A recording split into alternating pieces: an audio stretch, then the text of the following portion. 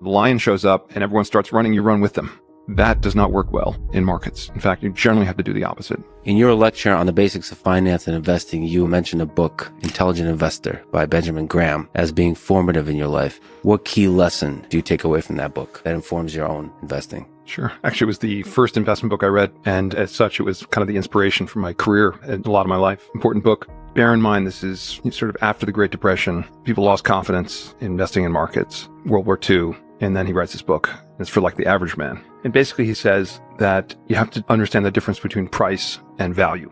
Price is what you pay. Value is what you get. The stock market is here to serve you. And it's a bit like the neighbor that comes by every day and makes you an offer for your house. Makes you a stupid offer, you ignore it. Makes you a great offer, you can take it. And that's the stock market. And the key is to figure out what something's worth. And you have to kind of weigh it. The stock market in the short term is a voting machine. It represents speculative interests, supply and demand of people in the short term. But in the long term, the stock market's a weighing machine, much more accurate. It's going to tell you what something's worth. And so if you can divine what something's worth, then you can really take advantage of the market because it's really here to help you. And that's kind of the message of the book. In that same way, there's a kind of difference between speculation and investing. Yeah. Speculation is just a bit like trading crypto, short-term trading crypto. Maybe in the long run, there's intrinsic value. But many investors in a bubble going into a crash were really just pure speculators. They didn't know what things were worth. They just knew they were going up, right? That's speculation. And investing is, doing your homework, digging down, understanding a business, understanding the competitive dynamics of an industry, understanding what management's going to do, understanding what price you're going to pay. The value of anything, I would say, other than love, let's say, is the present value of the cash you can take out of it over its life. Now, some people think about love that way, but it's not the right way to think about love. Investing is about basically building a model of what this business is going to produce over its lifetime. How do you get to the value of a thing on the stock market? Sure. Companies. The value of a security is the present value of the cash you can take out of it over its life. So if you think about a bond, your bond pays a 5% coupon interest rate. You get that, let's say every year or twice a year, split in half. And it's very predictable. And if it's a U.S. government bond, you're going to get it. So that's a pretty easy thing to value. A stock is an interest in a business. It's like owning a piece of a company. And a business, a profitable one, is like a bond in that it generates these coupons or these earnings or cash flow, every year. The difference with a stock and a bond is that the bond, it's a contract. You know what you're going to get as long as they don't go bankrupt and default. With a stock, you have to make predictions about the business. How many widgets are going to sell this year? How many are going to sell next year? What are their costs going to be? How much of the money that they generate do they need to reinvest in the business to keep the business going? And that's more complicated. But what we do is we try to find businesses where, with a very high degree of confidence, we know what those cash flows are going to be for a very long time. And there are very few businesses that you can have a really high degree of certainty about. And as a result, many investments are speculations because it's really very difficult to predict. What I do for a living is find those rare companies that you can kind of predict what they're going to look like over a very long period of time. What are the factors that indicate that a company is going to be something that's going to make a lot of money, it's going to have a lot of value, and it's going to be reliable over a long period of time? Every consumer has a view on different brands and different companies. What we look for are sort of these non-disruptible businesses, a business where you can kind of close your eyes, stock market shuts for a decade, and that 10 years from now, it's going to be a more valuable, more profitable company. So we own a business called Universal Music Group. It's in the business of helping artists become global artists. That's sort of the recorded music business. And it's in the business of owning music publishing rights of songwriters. I think music is forever, right? Music is a many thousand-year-old part of the human experience. And I think it will be, thousands of years from now. And so that's a pretty good backdrop to invest in a company. And the company basically owns a third of the global recorded music, the most dominant sort of market share in the business. They're the best at taking an artist who's 18 years old, who's got a great voice, and helping that artist become a superstar. And that's a unique talent. And the result is the best artists in the world want to come work for them. But they also have this incredible library of, the Beatles, the Rolling Stone, U2, etc. And then if you think about what music has become, it used to be about records and CDs and 8-track tapes, and it was about a new format, and that's how they drive sales. And it's become a business about streaming. And streaming is a lot more predictable than selling records, right? You can sort of say, okay, how many people have smartphones? How many people are going to have smartphones next year? There's a kind of global penetration over time of smartphones. And you pay, call it $10, $11 a month for a subscription or last for a family plan. And you can kind of build a model of what the world looks like and predict the growth of the streaming business, predict what kind of market share Universal is going to have over time. You can't get to a precise view of value. You can get to an approximation. And the key is to buy at a price that represents a big discount to that approximation. And that gets back to Ben Graham. Ben Graham was about what he invented this concept of margin of safety, right? You want to buy a company at a price that if you're wrong about what you think it's worth, and it turns out to be worth 30% less, you paid a deep enough discount to your estimate that you're still okay. Investing, a big part of investing is not losing money. If you can avoid losing money and then have a few great hits, you can do very, very well over time. There are all kinds of risks in every business. This is one that I think has a very high degree of persistence. And I can't envision a world where beyond streaming, in a sense. Now, you may have a Neuralink chip in your head instead of a phone, but the music's going to come in a digitized kind of format. You're going to want to have an infinite library that you can walk around in your pocket or in your brain. It's not going to matter that much if the form factor, the device changes. It's not really that important whether it's Spotify or Apple or Amazon that are providers. I think the value is really going to reside in the content owners, and that's really the artists and the label. But that's sort of one example. Another example could be just, the restaurant industry. You look at businesses like a McDonald's, right? It's whatever, the company's like a 1950 vintage business, and here we are, it's, 75 years later. And you can kind of predict what it's going to look like over time. And the menu's going to adjust over time to consumer tastes. But I think the hamburger and fries is probably forever. The Beatles, the Rolling Stones, the hamburger and fries are forever. What's the actual process you go through? The process of figuring out what the value of a company is. Like, how do you do the research?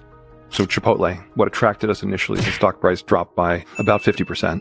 Great company, great concept. Athletes love it. Consumers love it. Healthy, sustainable, fresh food made in front of your eyes. But ultimately, the company's lacking some of the systems and had a food safety issue. Consumers got sick, almost killed the brand. But the reality of the fast food, quick service industry is almost every fast food company has had a food safety issue over time. And the vast majority have survived. And we said, look, such a great concept, but their approach was far from ideal. We start with usually reading the SEC filings. Companies file a 10K or an annual report, and they file these quarterly reports called 10Qs. They have a proxy statement which describes kind of the governance, the board structure. Conference call transcripts are publicly available. It's kind of very helpful to go back 5 years and kind of learn the story. Here's how management describes their business. Here's what they say they're going to do. And you can follow along to see what they do. It's like a historical record of how competent and truthful they are. It's a very useful device. And then, of course, looking at competitors and thinking about what could dislodge this company. If it's an industry we don't know well, we know the restaurant industry really well. Music industry, we'll talk to people in the industry. We'll try to understand the difference between publishing and recorded music. We'll look at the competitors. We'll read books. I read a book about the music industry or a couple books about the industry. It's a bit like a big research project. And these so-called expert networks now. And you can get pretty much anyone on the phone, and they'll talk to you about an aspect of the industry that you don't understand and want to learn more about. Try to get a sense. Public filings of companies generally give you a lot of information, but not everything you want to know. And you can learn more by talking to experts about some of the industry dynamics, the personalities. You want to get a sense of management. I like watching podcasts. If a CEO were to do a podcast or a YouTube interview, you get a sense of the people. The kind of business we're looking for is kind of business everyone should be looking for, right? A great business. It's got a long-term trajectory of growth, even beyond the foreseeable distance, right? Those are the kind of businesses you want to own. You want businesses that generate a lot of cash. You want businesses you can easily understand. You want businesses with these sort of huge barriers to entry where it's difficult for others to compete. You want companies that don't have to constantly raise capital. And these are some of the great businesses of the world. But people have figured out that those are the great businesses. So the problem is those companies tend to have very high stock prices, and the value is generally built into the price you have to pay for the business. So we can't earn the kind of returns we want to earn for investors by paying a really high price. Price matters a lot. You can buy the best business in the world, and if you overpay, you're not going to earn particularly attractive returns. We get involved in cases where a great business has kind of made a big mistake, or you've a company that's kind of lost its way, but it's recoverable. We buy from shareholders who are disappointed, who've lost confidence, selling at a low price relative to what it's worth if fixed, and then we try to be helpful in fixing the company. You said barriers to entry. How do you know if there's a type of moat protecting from competitors stepping up to the plate? The most difficult analysis to do as an investor is kind of figuring out how wide is the moat, how much at risk is the business to disruption. And we're in, I would say, the greatest period of disruptability in history, right? Technology. A couple of 19-year-olds can, leave whatever university, or maybe they didn't even go in the first place. They can raise millions of dollars. They can get access to infinite bandwidth storage. They can contract with engineers in low-cost markets around the world. They can build a virtual company, and they can disrupt businesses that seem super established over time. And then on top of that, you have major companies with multi-trillion-dollar market caps working to find profits wherever they can. And so that's a dangerous world in a way to be an investor. you have to find businesses that it's hard to foresee a world in which they get disrupted. And the beauty of the restaurant business, and our best track record is in restaurants. We've never lost money. We've only made a fortune, interestingly, investing in restaurants. A big part of it's a really simple business. And if you get Chipotle right and you're at 100 stores, it's not so hard to envision getting to 200 stores and then getting to 500 stores. And the key is maintaining the brand image, growing intelligently, having the right systems. Now, when you go from 100 stores to 3,500 stores, you have to know what you're doing. And there's a lot of complexity. If you think about your local restaurant, the family's working in the business, they're watching the cash register, and you can probably open another restaurant across town. But there are very few restaurant operators that own more than a few restaurants and operate them successfully. And the quick service business is about systems that a stranger who doesn't know the restaurant industry can come in and enter the business and build a successful franchise. Now, Chipotle is not a franchise company. They actually own all their own stores. But many of the most successful restaurant companies are franchise models, like a Burger King, a McDonald's, Tim Hortons, all these various brands, Popeyes. And there it's about systems. But the same systems apply whether you own all the stores and it's run by a big corporation or whether the owners of the restaurants are sort of franchisees, local entrepreneurs. So if the restaurant has scaled to a certain number, that means they've figured out some kind of system that works. Yes. It's very difficult to develop that kind of system. So that's a moat. A moat is you get to a certain scale and you do it successfully, and the brand is now understood by the consumer. And what's interesting about Chipotle is what they've achieved is difficult. They're not buying frozen hamburgers getting shipped in. They're buying fresh, sustainably sourced ingredients. They're preparing food in the store. That was a first. Quality of the product at Chipotle is incredible. It's the highest quality food you can get.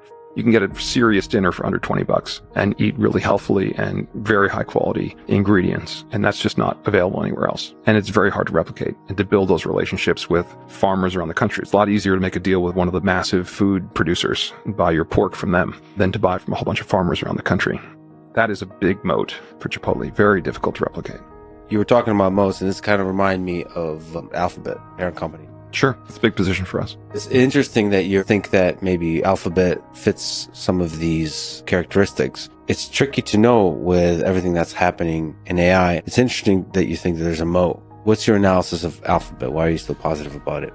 It's a business we've admired as a firm for 15 years, but rarely got to a price that we felt we could own it because, again, the expectations were so high and price really matters. And really the sort of AI scare, I would call it. Microsoft comes out with ChatGPT. They do an amazing demonstration. People are like, this most incredible product. And Google, working on AI even earlier, obviously Microsoft was behind in AI. That was really their ChatGPT deal that gave them a market presence. And then Google does this fairly disastrous demonstration of Bard. And the world says, oh my God, Google's fallen behind in AI. AI is the future. Stock gets crushed. Google gets to a price around 15 times earnings, which for a business of this quality is an extremely, extremely low price. And our view on Google, one way to think about it, when a business becomes a verb, that's usually a pretty good sign about the moat around the business.